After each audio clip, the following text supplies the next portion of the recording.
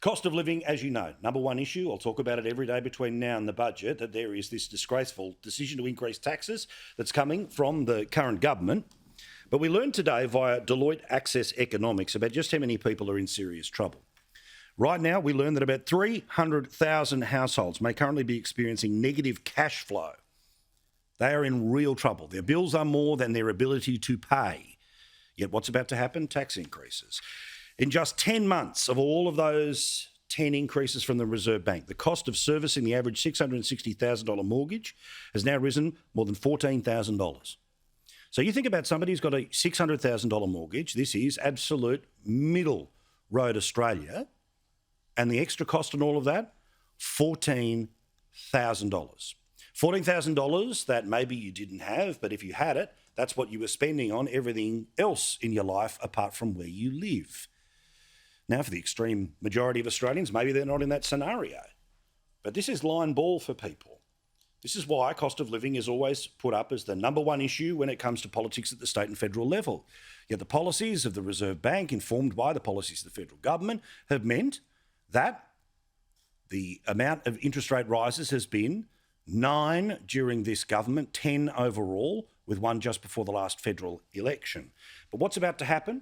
Despite the fact that 300,000 people are having to find an extra $14,000 to pay off their home on top of what already they were paying, you betcha.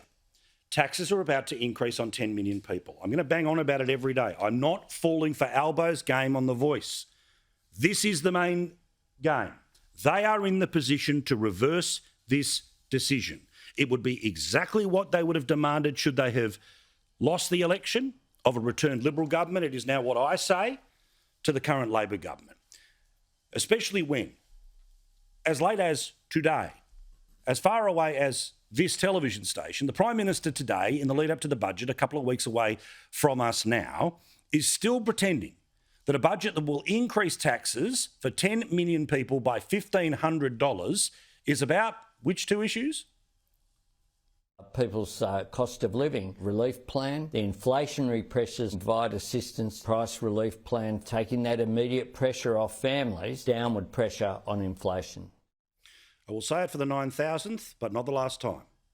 The same people who are trying to set up the political narrative around the federal budget being there to help people who are struggling is making a decision to increase taxes for 10 million people up to $1,500. Now, I get that this was a pandemic idea, but it must be extended for another 12 months.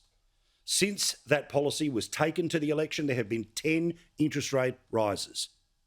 Wages are going backwards, and even the ACTU is saying that 1 in 4 workers are having trouble paying for food right now. Yet is this the time to be increasing taxes? Hell no. It's your money, it's not inflationary, it's your money and you've already got it. But the people who have to find $14,000 more than before Albo became Prime Minister to pay off their house will now have $1,500 less to do it.